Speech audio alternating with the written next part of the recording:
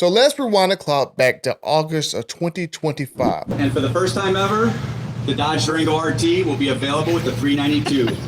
Hey! A massive 475 horsepower and 470 pound-feet of torque. 115 more horsepower. So Tim Kaniskis actually listened to the prices. I love it. The most horsepower available in the industry for under $50,000. When Dodge CEO Matt McAleer got on stage and announced that the Durango RT would return, but this time with a 392 Hemi V8 engine in there. And then fast forward a few months, and there's been crickets on all fronts on exactly when you will see the Durango RT because no one's been able to order one. But what if I told you I had some exciting good news and a little bit of bad news, but at least in this video, you'll have a clear answer of what is going on with Durango 392. And let's just say a picture is worth 1,000 words.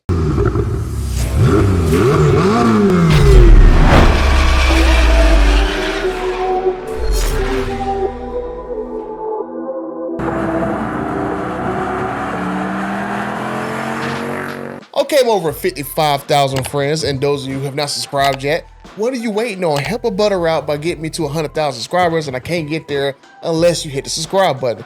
But let's go ahead and let me start groveling for your subscription, and let's get right into the meat and potatoes of this video, because the Durango RT, as I said in the intro, was introduced back at Roadkill Nights of 2025, and we talked to me, TK's Garage OC Motivator.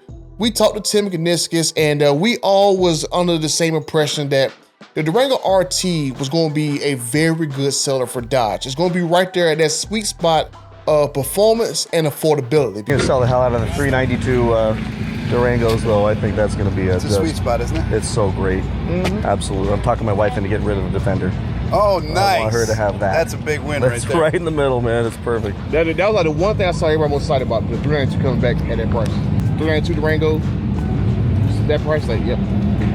I love the jailbreak. Okay, what do you think? I'm gonna order one. If these three turn your head, though, we're making progress. Making progress. Hey, it's a lot of truck for the money to have a almost 500 horsepower Durango RT right there at $50,000, and that's been one of the main things that me and TK and OC Motivator, we have talked about to you guys over the past last couple of years, that some of these vehicles have gotten way too expensive, and they need to start making vehicles right there at the $50,000 mark rather than $70,000, $80,000, $90,000, $100,000. And Durango RT, we felt as though it was going to be one of those good signs, good faith gestures that they were listening to what some of us have been saying on YouTube, and this is something they finally delivered. But as I said in the intro as well too, for some reason over the last several months, August, September, October, November, December, January, February, like literally last 6 months, there's been no movement on the Durango RT. Now, part of that reason was because of CARB, because if you guys seen the other videos that I made about the Durango Hellcat being delayed, they were being delayed in CARB states because they were not passing emissions. Then Dodge and Stellantis kept working on it, and eventually got the Durango Hellcat finally approved.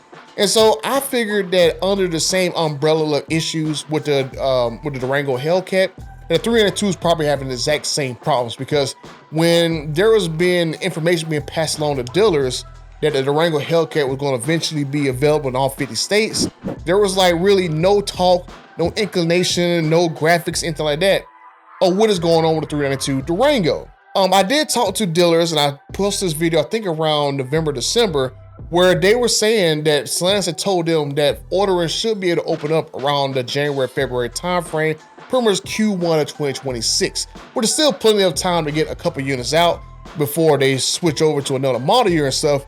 But here it is, pretty much end of February, and now I got some very, very exciting news, because I'm gonna give you guys the good news portion of this video, and then I'll give you the bad news portion of this video. But as you guys saw in the intro, I have images of a brand new Durango RT 392 rolling down the assembly line, which is a great step in my eyes that we are very, very, very close to seeing production models roll down the assembly line. I'm pretty sure these are just pre-production units, because a lot of times when Stellantis introduce new models and stuff, they'll roll and build a few pre-production units down the line to make sure everything's going to get assembled right, put together, make sure all the fit and finish is great. They're doing the same thing right now with the TRXs and stuff. I've seen this in the previous years. They do the same thing, building RHOs and TRXs down the line before it's actually ready to go. But I have these images right here of a Durango RT, a black one. I'm not gonna really show too many photos because I don't want Stellantis to kind of try to track down who's giving me photos and stuff, but they kind of know the company is giving these photos, but not really the people. So I'm going to basically give you some very close-up shots to where you can't really tell what area these photos are taken in and stuff. So the first image I showed you guys was the Durango RT badge on the back of a Durango. And that's one clear sign, one great sign that my sources were telling me that, yeah, they finally started making them going down the assembly line. And he also told me they was making some non-jailbreak Hellcats as well too down the assembly line. And they was also still making Durango jailbreaks. He said the jailbreaks was like one of the main things they've been making over the past few months, but now regular Hellcats without jailbreak. And now we start to see pre-production Durango 392s roll down assembly line. Now I'm gonna show you guys this photo right here. And this is clearly a Durango RT with a 392 engine in there because there is clearly a 392 badge on this particular model. The bad news is, and which is why I keep calling this vehicle a pre-production model, is because I've talked to a few of my dealer friends and they told me that Stellantis is not giving them an indication of when they'll really be able to order the Durango 392. And I had a dealer buddy of mine go look in the system yesterday, and he told me that, yeah, as of yesterday, he still cannot order a Durango 392.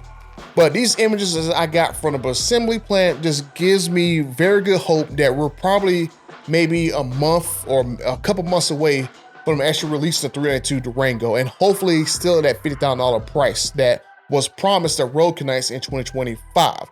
So I know there's still some bad news that if you wanted the 392 Durango, you still gonna wait a little bit longer, but at least at the end of the day, that Stellantis and Dodge is actually starting to make them going down the assembly line. I think part of the reason why they're not there is partially because of CARB and emissions and stuff like that. And then I was thinking about the other day talking to people that they're having to really stockpile a lot of engines, right? They really was not really expecting to put Hemis in a lot of vehicles this year. And so they basically put priority in making 5.7 Hemis for Ram. And then you see those in the Durango.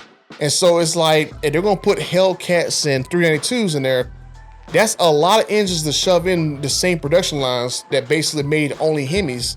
And now they're making Hemis and Hurricanes. So I don't know whether these 392s are gonna be limited, but I didn't really see any indication that there's another assembly line for engines up that's kind of gonna give them a lot of breathing room to make a wide variety of engines off a limited number of lines. So I know was rumors last year they was gonna actually make some of these Hemis in America, but that has not happened. Those sources have told us that they've already started making Hemis in America and stuff. So all these engines are still coming from Mexico for now. So that's all really got to talk about this video right here, that we look like we're getting closer to Durango 392. You still can't order one, but at least there is some progress being made. I'm pretty sure that when it's available to actually order, there won't be any restrictions on what states you can actually order it in, since Dodge has already gotten taken care of for the Durango Hellcat to be 50 state legal. And if you guys remember, it was banned in all CARB states.